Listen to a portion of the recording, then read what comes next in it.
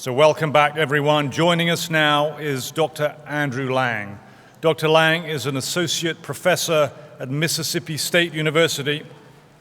He serves on the Executive Council of the Society of Civil War Historians, the advisory board of the John L. Now III Center for Civil War History at the University of Virginia, and since 2020 has served on the editorial board of the Journal of the Civil War Era. Today, Dr. Lang brings us the topic, When Americans Could Not Escape History, Abraham Lincoln and the New Birth of Freedom. Dr. Lang.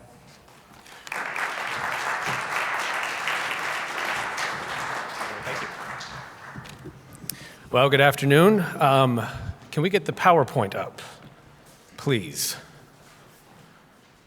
There it is. All right, good. Now we're going to do the timer. So if you thought that we were done with how Americans thought about history, think again. My title has taken on a new meaning over the last hour and a half. 10 days before the world shut down in March of 2020, I had just turned in the final version of the manuscript for the most recent book that I wrote, which is out in the lobby for purchase. I have small children, so do help out in that regard. And I spent the spring of 2020 into the summer of 2020 when not dealing with those, at the time, 1- and 3-year-old children. What am I going to do next?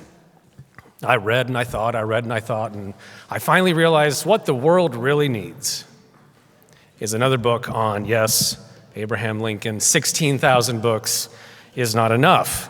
One more should do it, and in the next few years, we will have the last word on Mr. Lincoln, of which today my talk derives. I want to start in the winter of 1862, December of 1862, when civil war continued to deluge the nation in blood, as President Lincoln delivered his annual message to Congress. Distressing news. Wait a minute. Which one is the forward button? I guess the only button? Oop, I just turned it off. Oop. What's the forward button? Big green arrow. Yeah, my kids would know. Oh, is it that one? It's that one. Oh, that one. The one with the arrow pointing that way. How about that? All right. Too much vodka at lunch, I think. All right. Distressing news radiated from the war front. A bruised and demoralized Army of the Potomac shivered in the bleak winter cold, and at home, anti-war malcontents barked for peace with the rebels. The entire edifice of constitutional self-government stood on the brink of collapse. Meanwhile, the Republic inched closer to the dawn of an unprecedented social revolution. On January 1, a few weeks into the future, a presidential proclamation would decree most of the nation's bound laborers as forever free. And in his annual message, Lincoln acknowledged the moment's overwhelming gravity. Gone were the days of conciliation and compromise that might bind a house divided. As Lincoln said, the dogmas of the quiet past are inadequate to the stormy present. As our case is new, so we must think and act anew. We must disenthrall ourselves, and then we shall save our country. Here, Lincoln asked his fellow citizens to consider something bigger than politics and something bigger than the destructive war inflicting the nation. Rather, he asked his people to reflect on the process of history, a history that moved inexorably through time, compelling conscious action to unparalleled, once unthinkable forces. History now mandated that a free citizenry liberate itself and the nation evermore from slavery's suffocating embrace. No longer could the institution thrive or even coexist in a free republic now that that institution waged war upon the republic itself. History had intervened, and as Lincoln said, we must rise with the occasion. Fellow citizens, he said, we cannot escape history. Such an unusual statement, we cannot escape history. Did people really think that they could escape history? Absolutely. A diverse cast of white Americans from across the 19th century judged their nation distinct from all other human societies. They believed that their union had transcended the course of history itself. Their republic shone as an exceptional beacon of liberty. Their nation, so went the thought, was immune to decay. Their nation was destined to march toward the sunny uplands of civilization. But President Lincoln rejected the idea of inevitable progress. Nations were not impervious to history, and humans could not escape history any more than they could evade their own nature. To judge the present more enlightened than the past, he believed, was hubristic and destructive. Indeed, as a precarious democracy, now consumed in civil war, the United States could well disappear. And by December of 1862, the nation confronted an eternal historical judgment that would long outlive the present generation. The president continued, "The fiery trial through which we pass will light us down in honor or dishonor to the present generation, for history never stopped." By this point, history had intervened in North America in the middle of the 19th century and asked a people whether they would nobly save or meanly lose the last best hope of earth. Lincoln used his annual message to Congress in December of 1862 to anticipate his more famous remarks 11 months later at Gettysburg, Pennsylvania, a moment on which he would reflect on what he called the nation's new birth of freedom. And it is that on which I seek to discuss in my talk today. I want to do three things: to appreciate Lincoln's stewardship and how he arrived at the concept of a new birth of freedom, I first want to explore the antebellum origins of Lincoln's theory of history. And second, to explore briefly how slaveholders in the Confederacy aimed to alter and upend and transcend history itself. And third and finally, how Lincoln used the Gettysburg Address to align nationhood with historical truth. To the first point, Lincoln and the origins of his theory of history.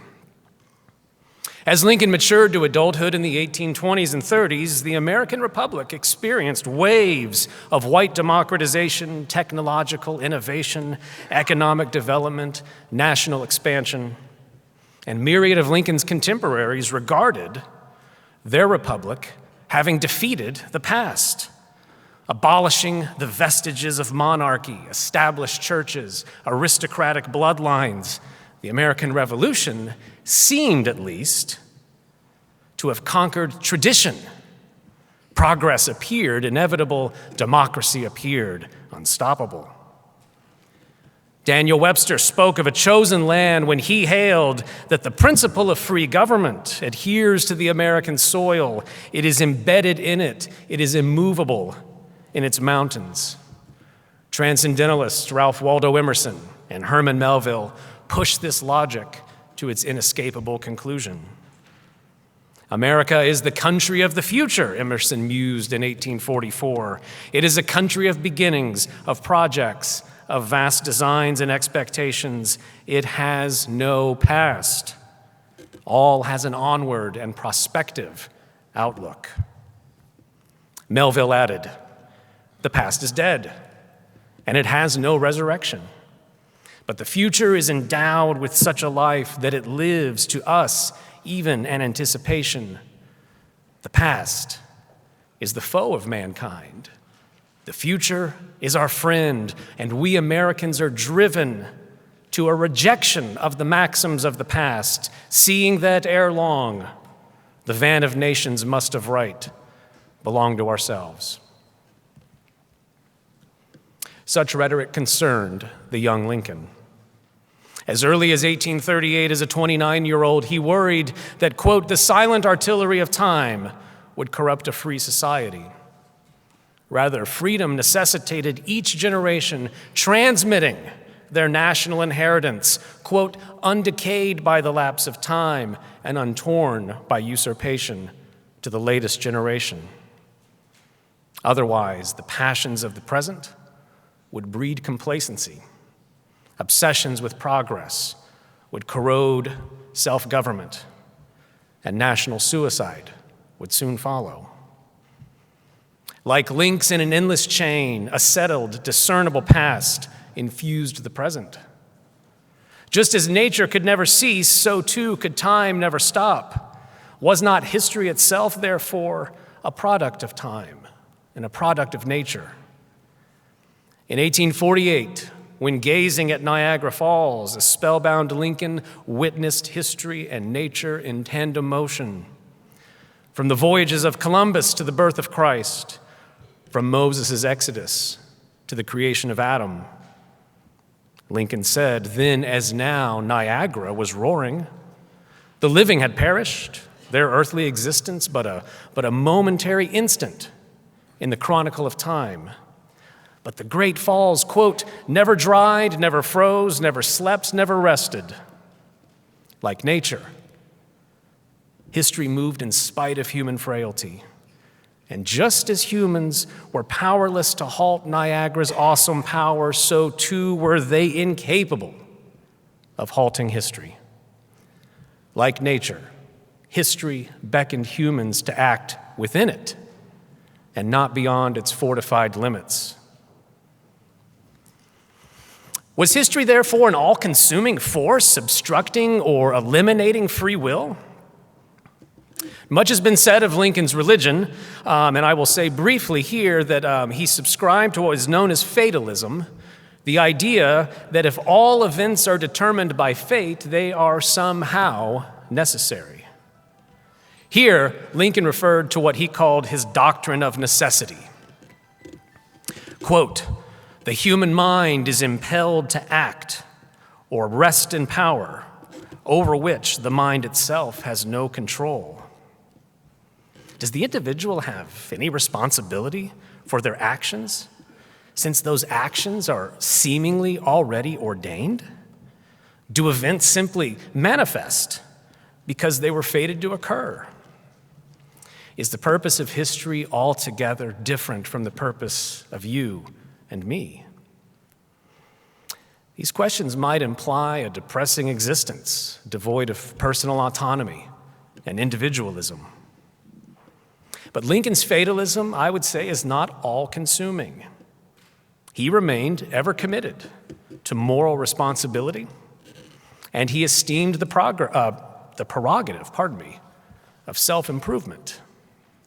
For Lincoln, people appeared within history impelled by motives to order a context fated by history. We'll come back to that in a moment. Now, little then did he know in the 1840s, but his budding theory of history had prepared him for his greatest public undertaking, at least to that point in his life, and that was contesting the national spread of slavery during the 1850s. Illinois Senator Stephen A. Douglas's Kansas-Nebraska Act of 1854 opened the remainder of the Louisiana Purchase to slavery via popular sovereignty or the will of a Democratic majority. By its very nature, the might of a Democratic majority charted a virtuous destiny, at least according to Douglas, because it was a majority, beholden to nothing but the enlightened present. For Douglas, slavery was an annoyance. It was a hindrance. It was a distraction to the divine conquering of the continent. For Douglas, once the people dispensed with the annoying issue of slavery through simple majoritarian consent, quote, we can go on as we have done, increasing in wealth, in population, in power, and all the elements of greatness, until we shall be the admiration and terror of the world. Then the United States can perform that great mission, that destiny, which Providence has marked out for us. Douglas's measure embodied the kind of historical relativism that Lincoln found deceptive and dangerous. The Kansas-Nebraska Act and popular sovereignty eliminated the necessary moral core of self-government. It attempted, Lincoln said, quote, to repeal all history by proclaiming that for some men to enslave others is a sacred right of self-government. Douglas's decadent obsession with progress, his amoral stance towards slavery bred a dangerous form of democratic complacency. Democracy in the name of progress decayed a free society only when it extended slavery, when it professed ambivalence toward human rights, when it degraded the individual, both free and enslaved. For Lincoln, history had offered an impartial judgment on what Lincoln called Douglas's new faith. Rather, Americans of all generations were obligated to transmit to posterity, quote, the love of liberty which God has planted in our bosoms, but to trample on the rights of those around you, Lincoln said, defied the currents of history and deadened the national soul. Once you, quote, have succeeded in dehumanizing the Negro, Lincoln asked, are you quite sure the demon which you have roused will not turn around and rend you? This is the spoken version of what Manisha mentioned earlier about Lincoln's fragment in July of 1854. If A can enslave B, B can therefore turn around and enslave A. It's this logic. Proliferating oppression convulsed the nation and welcomed despotic violence.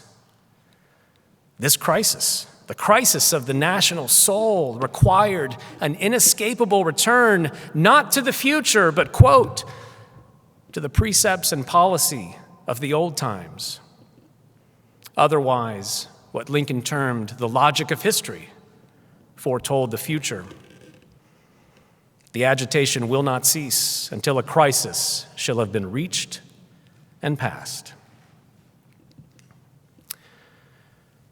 Let's move on to our second subject, the exact opposite idea of history in motion with slaveholders and the creation of the Confederacy. And let's start in 1854 with the maniacal slaveholding apologist, James Henry Hammond, who said, quote, there are few universal truths. You will say that man cannot hold property in man. The answer is that he can and actually does hold property in his fellow humans all over the world in a variety of forms and has always done so. A constant natural state, slavery is an established as well as inevitable condition of human society.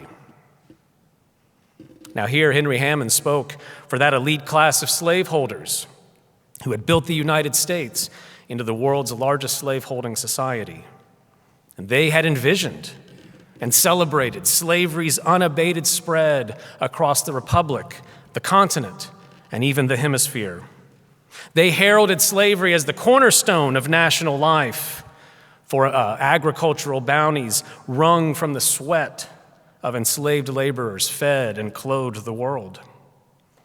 Moreover, the institution organized the, quote, civilized and allegedly barbaric races in their seemingly natural conditions of freedom and servitude.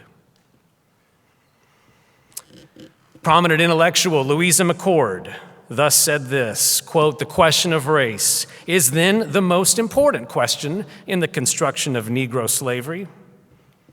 Slaveholders bragged of creating a perfected state of rigid, immovable hierarchies with status conditioned by race and intellects conditioned by status. Progressive, stable, productive, McCord boasted, we defend the system of African slavery as existing among us as a fixed and permanent necessity from the nature of things and the nature of men. McCord's ilk believed that they had created utopia. People of color lived in stationary subservience, whites possessed equality, slaveholders enjoyed liberty. Slavery obstructed the turbulent class conflicts wrought by capitalism. It silenced the rambunctious clamors of democracy. It was, according to George Fitzhugh, quote, the beau ideal of communism. It was the end of history. Human societies could not progress beyond this flawless condition.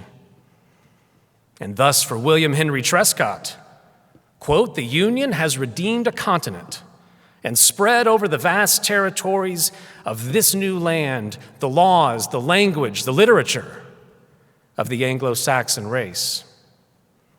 By the 1850s, the Union's work was done. For Trescott, it has achieved its destiny. Let us now achieve ours.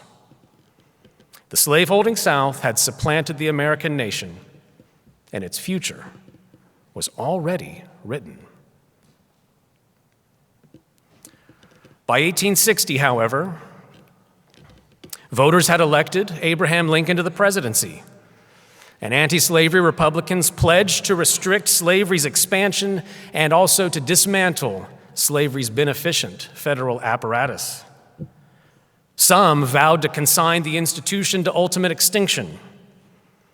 And in response, slaveholders took their states one by one out of the Union and built a new nation, the Confederate States of America. It was, as Vice President Alexander H. Stephens said, quote, the first nation in the history of the world based upon the great physical and philosophical and moral truth that the Negro is not equal to the white man, that slavery, subordination to the superior race, is his natural and moral condition. Never before had a nation been born explicitly of the slaveholding principle. For Stephens and countless Confederates, the Confederacy existed only in the present, devoid of a past. As Jefferson Davis said in 1861, we will make a new history for ourselves. Our destiny, Stephens continued, is in our hands. Now, to be sure, that destiny, that national purpose was not a benign endeavor in esoteric states' rights constitutionalism. Let's get that out of our minds. It was something much bigger, and they were honest about it. The Confederate purpose was, according to Presbyterian minister James Henley Thornwell, an imperial quest, in his words, to slay the godless monster of democracy. And Vice President Stephens accentuated the point. The Confederacy, he said, is the nucleus to disintegrate the old Union and to become the controlling power on this continent. With a utopian politics certain to cure the world's misbegotten flirtation, with free will and individual dignity, the Confederacy would perfect the human condition and establish a new global slaveholding order. History began anew in 1861, and the war came.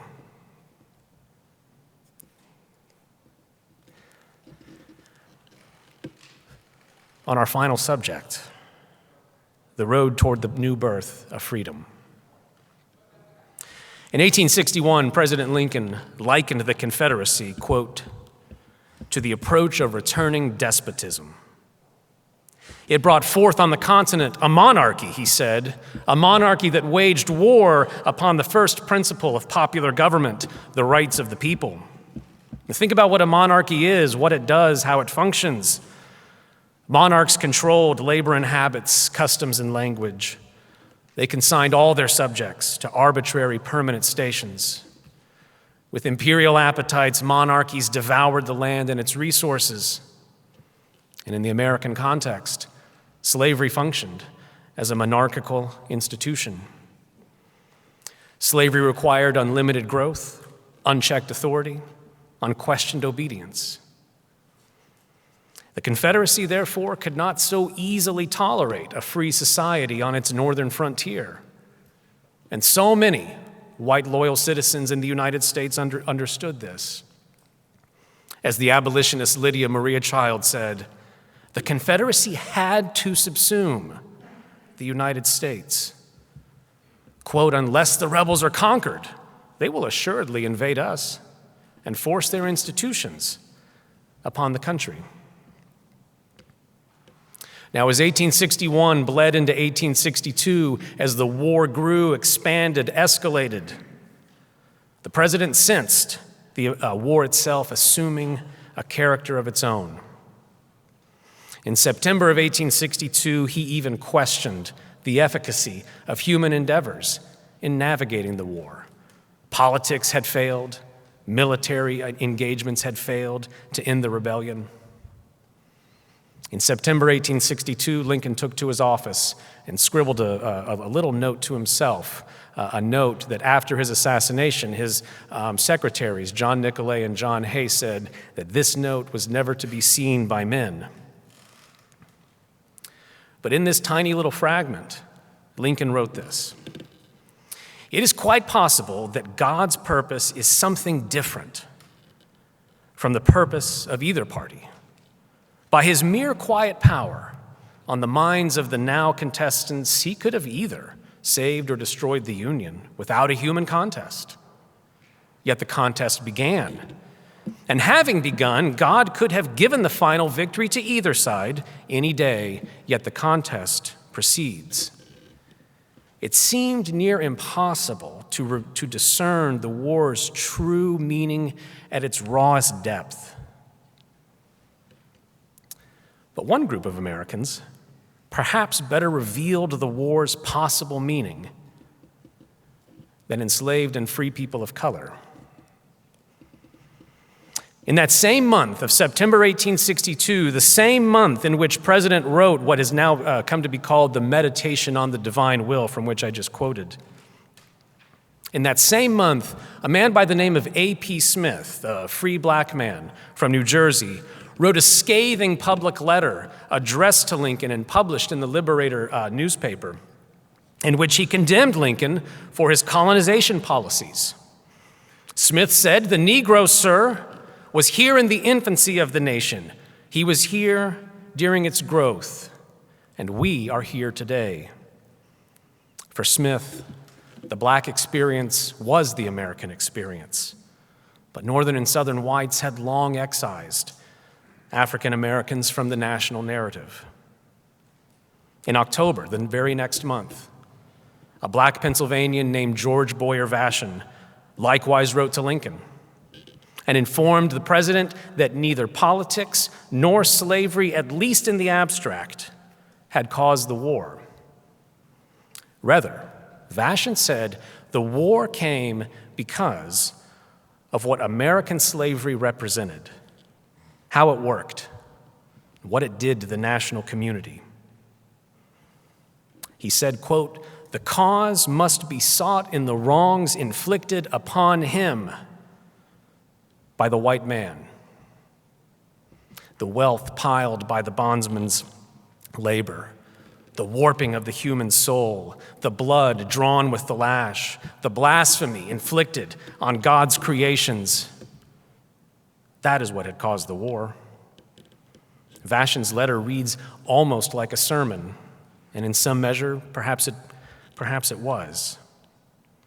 Quote, "Not until this nation with hands upon its lips and with lips in the dust shall cry unrepentantly, unclean, unclean, will the beneficent Father of all men of whatever color permit its healing and purification." George Boyer Vashon offered to the president a sobering assessment. The just verdict of history had sentenced a guilty people with a devastating war. The implication was perhaps clear. The blood would cease to spill only when that people consented to the truth of their punishment. This was the dilemma that informed Lincoln's message to Congress 2 months later in December of 1862. The currents of history had moved in directions now beyond mortal control.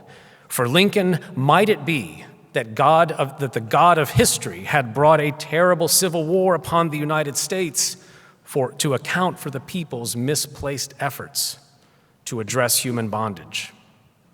In December, with widespread emancipation but mere weeks away, what did it mean? Why had it come? Well, as Lincoln told the Congress in that same message, quote, "In giving freedom to the slave, we assure freedom to the free, honorable alike in what we give and what we preserve." Now, don't misunderstand. Here, Lincoln did not speak about white philanthropy and black passivity. He spoke rather of a shared national humbling. The implication is that if God created all humans in his holy image, then no person could ever claim earthly mastery over another. The president continued, "We must think anew and act anew. We, white Northerners and Southerners, we, loyal citizens and rebels, all must cure a nation that had once declared but had long blasphemed the divinity of all humans. All must see in the enslaved the image of God." Quote, "And then we shall save our country." The Civil War, in Lincoln's telling, now required that white Americans recover the very history that they had long ignored, but from which they could never escape. And that was the history of 1776, to which Lincoln had said in the late 1850s, binds with an electric cord the hearts of patriotic and liberty-loving people together. But the slaveholding Confederacy now attempted to sever that cord. It now championed a substitute to the national proposition of natural equality. Now, Lincoln had long read the Declaration of Independence as a covenant with Providence to chart a new moment in human affairs. For Lincoln, Americans had been positioned at a certain place at a certain time to conduct an experiment for which they had not asked and for which they had little understanding. But nevertheless, the American people claimed, quote, that portion of the earth's surface to do what? To organize a self-governing republic committed to individual rights and to common liberty. It was the home of one national family, and it is not well adapted for two or more.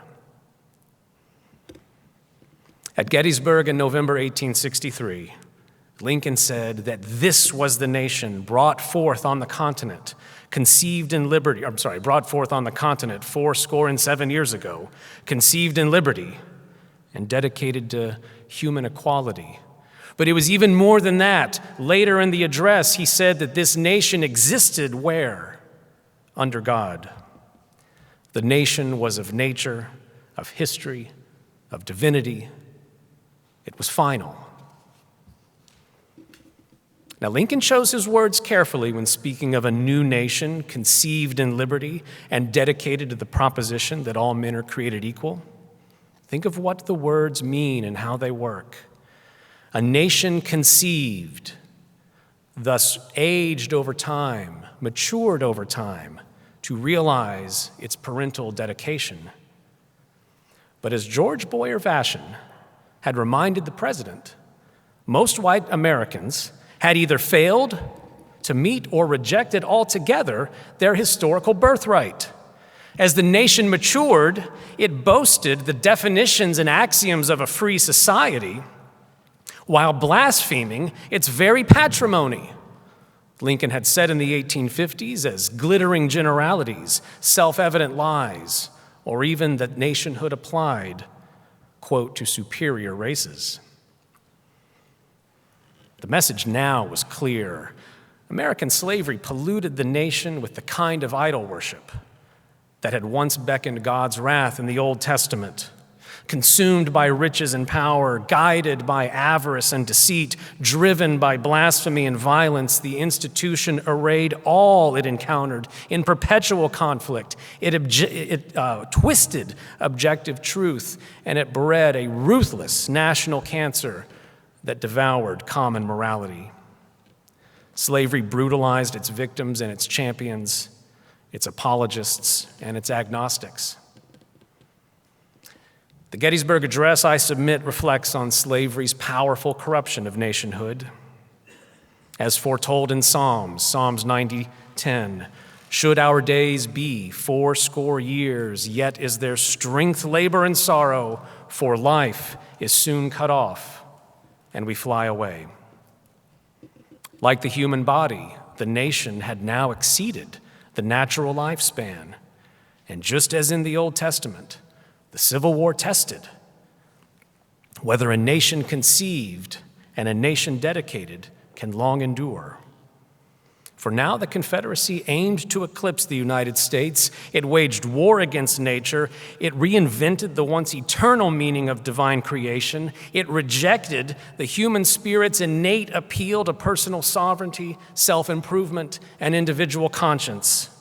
It was, Lincoln conveyed earlier in 1863, quote, for the first time in the history of the world, an attempt to construct a new nation upon the basis of and with the primary and fundamental object of maintaining and enlarging and perpetuating human slavery. In the name of human bondage, slaveholders now attempted to sever a republic that once existed under God. With two diametrically opposed societies claiming the same terrestrial space, free republics melted away, replaced by despots who stripped the people's liberties and ruled with determined cruelty. Perhaps this is why Lincoln implored his fellow citizens to think anew and act anew.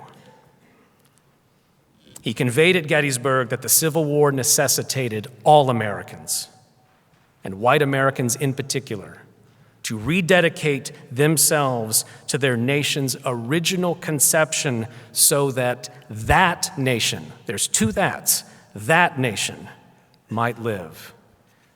It is not a nation of the future, it is rather that nation from the past. Through chastening humility, this nation shall have a new birth of freedom. It was a baptism in blood that sacrificed a guilty citizenry, south and north, upon the altar of that nation.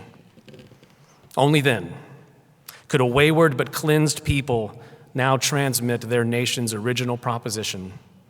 Only then would that nation not perish from the earth.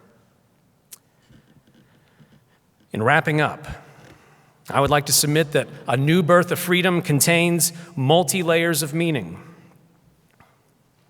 It meant that the nation now might be liberated from autocratic slaveholding factions that endangered representative self-government. It meant enslaved people never again toiling as unwilling accomplices to slaveholders' unbridled authority. It meant that all people possessed an equal natural right to improve their condition, to rise in society. A new birth of freedom expunged the hubristic claim that the United States must host oppressive racial castes, that the immutable characteristics of birth consigned persons to lifetimes of bondage, that humans could dispense of one another as articles of mere merchandise. A new birth of freedom meant that the nation had not escaped, but rather had acceded to history's gruesome demands. A new birth of freedom had not arrived gradually and peacefully, as Lincoln had long assumed. It had come rather via the terrible swift sword wielded by a God who moved the nations through his appointed time. Would abolition now eradicate the only real obstacle to pure, uniform nationality? Had civil war now settled the impossible question that roiled the nation since its birth? That question being, are humans indeed human? Might it be that the nation had achieved some kind of destiny after all? And keep in mind, Lincoln always rejected national destiny, inevitability. But might it be here that the nation had achieved some kind of destiny in acquiescing to a fundamental truth of history?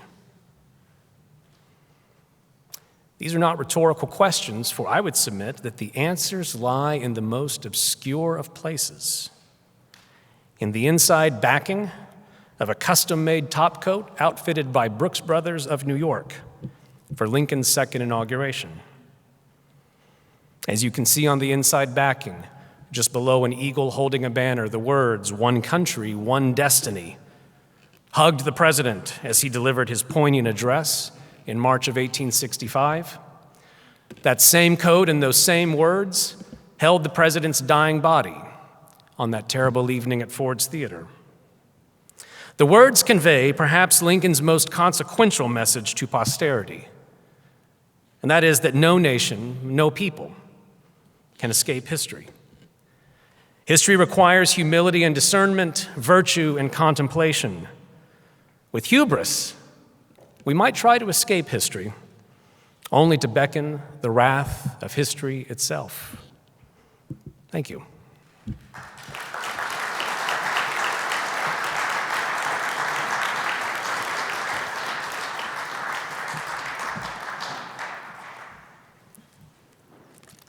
Yes, please, thank you.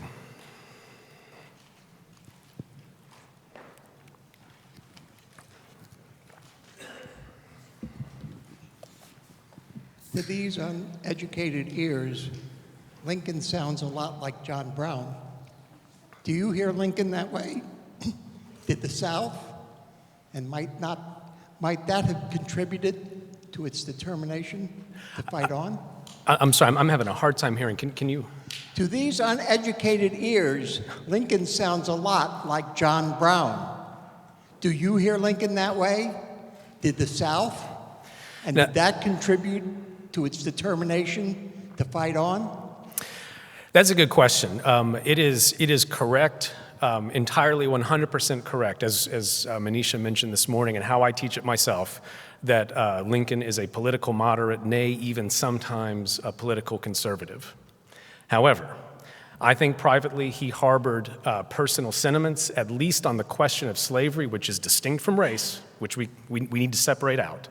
That yes, I think that in the matter of slavery, personally speaking, inside his own mind, he was what I call a radical incrementalist.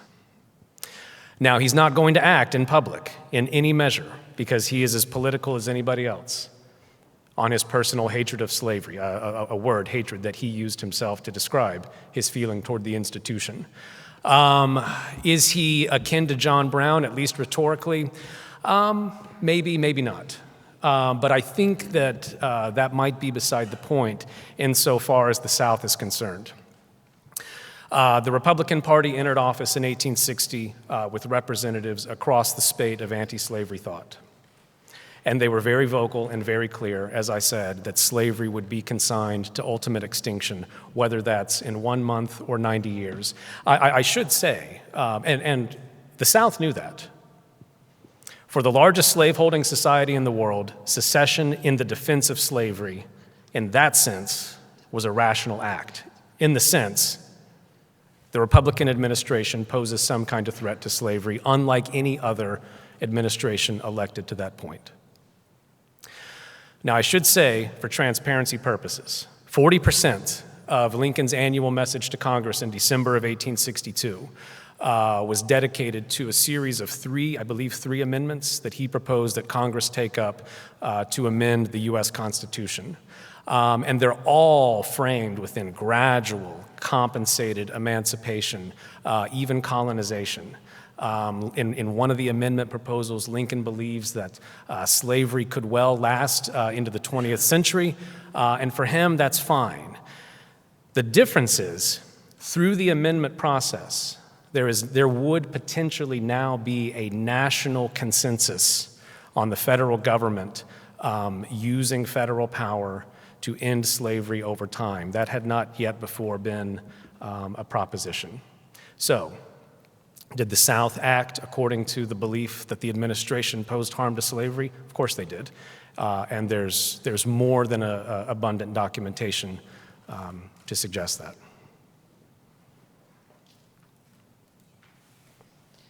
We've got a question from the chat live stream. Is there a hesitancy to address the business of slavery for fear of the precedent it might set for making business decisions based on morality and that threat to capitalism? Is this what Lincoln was actually dealing with? I'm going to confess, I'm having a really hard time hearing through the microphone Okay, or let the speakers. Is this a little better? Yeah. Is there a hesitancy to address the business of slavery for fear of the precedent it might set for making business decisions based on morality and the threat to capitalism? Is this what Lincoln was actually dealing with? Now, that's a good question. If I understand it correctly, what financial cost would emancipation pose to an institution in which both North and South shared economic complicity? There is consideration in this. It's one of the reasons Lincoln supports compensation for forfeited slaveholding property. But I think that even that is sometimes overlooked by another initiative that compensation poses for Lincoln. It's less about the economic aspect and more about getting all of the nation to consent that slavery must be dealt with in some way. In Lincoln's mind, the North and South, as I said, shared complicity in this problem. And thus, through federal compensation, who's paying for slaveholders' forfeited human property? It's the citizenry, both North and South. They had been guilty of this. They should share in the financial cost of this.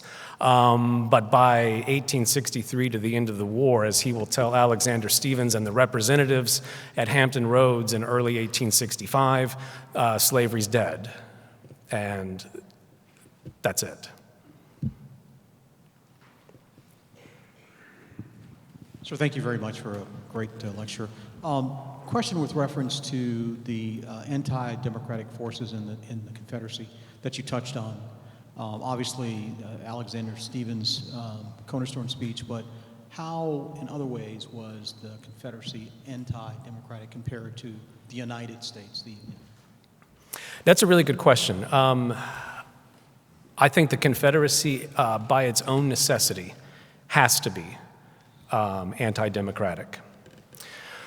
What is one of the reasons for secession, one of the many reasons for secession insofar as slavery is concerned?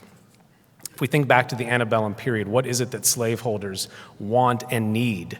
A gag rule in Congress, banning anti-slavery mail into the South, regulating speech, regulating thought, curtailing any kind of alternative view to what they advertise to be the natural order of things. And I think that this is written into the Confederate Constitution, at least obliquely. In nine or 10 separate places, the Confederate Constitution explicitly speaks to slavery's present and future, where it exists, how it exists, where it will move, the guarantees for which it will move. Well, wherever it moves, there's going to have to be local, state, and national laws that protect it from external agitation. And what does that mean? Speech, thought, petition. I think that that's what they're trying to create. One more from the live stream. And this is on, if you could talk a little bit about how both sides answered the abolitionist arguments before the Civil War. How both sides answered the abolitionist arguments before the Civil War. And I'm assuming that's maybe Democrat and Republican? Yeah, I will confess I'm not entirely sure what that means, other than Or North and South? Yeah, I'm going to take a stab at it. I'm good at making stuff up, so. I will redirect our attention to Manisha's talk this morning, in which the abolitionist premise establishes the foundation from which future generations will act either in full or reluctantly. I think this speaks to one of the first questions, Both sides, I think, are acting within the environment that abolitionists had created. The Lincoln administration certainly is not advocating any kind of radical and extreme measure, though Lincoln does hold out that possibility in his first message to Congress in December of 1861. He says radical and extreme measures are indispensable, but we must not be in haste to determine what those radical and extreme measures are. So at least the opportunity is there. What those radical and extreme measures are for both sides are determined by necessity. If Lincoln was here answering, I think that he might say, as history moves through time, events and circumstances compel people to act within the context before them. And so think about what the Confederacy does. We've already talked about this several times today. Think about how the Confederacy reacts to emancipation. Policies put into place that previously did not exist at the beginning of the war. What are those policies to contest emancipation? Regarding the United States colored troops, African American Union soldiers, as illegitimate insurrectionists subject to death, execution, or a return to enslavement. This did not exist in law in 1861 because Confederates operated under the delusional assumption that the most loyal people in the Confederacy would be the very people on whom the Confederacy depended, and that is enslaved people. There's a wonderful letter or a petition written in early 1862 by Georgia slaveholders who lived on the Georgia and South Carolina Sea Islands, writing to their state representatives saying, "This is crazy. The Union Army is invading our state, and our slaves are running away. They are disloyal. They're treasonous." They use those words. And these slaveholders, these slaveholding Confederates say that they are being disloyal members of the body politic. They use that phrase, body politic. Now, of course, it's absurd, but this is the mindset in which they are functioning. So necessity mandates that new policies are put into place, thus hastening slavery's unequivocal demise. That in no way answers the question, but I'm fine with that.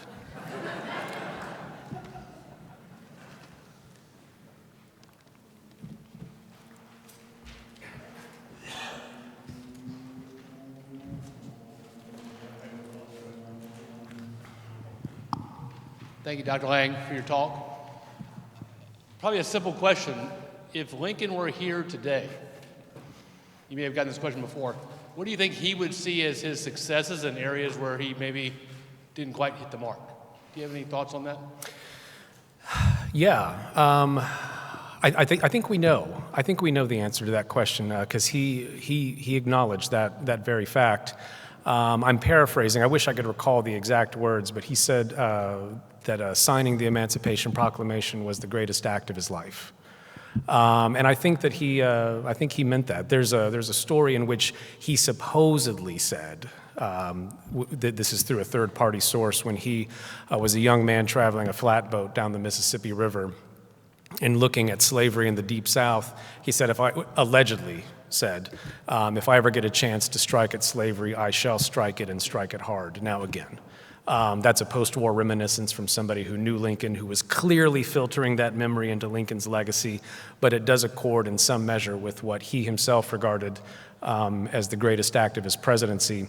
He also called the 13th Amendment, passed by Congress in January of 1865, the king's cure for all the evils, which I believe is another way of saying a new birth of freedom in the sense of ripping out the only thing that could cause national dissolution and civil war. Emancipation under no circumstances, we all know this, emancipation in the 13th Amendment hardly cured the problem of race in the United States.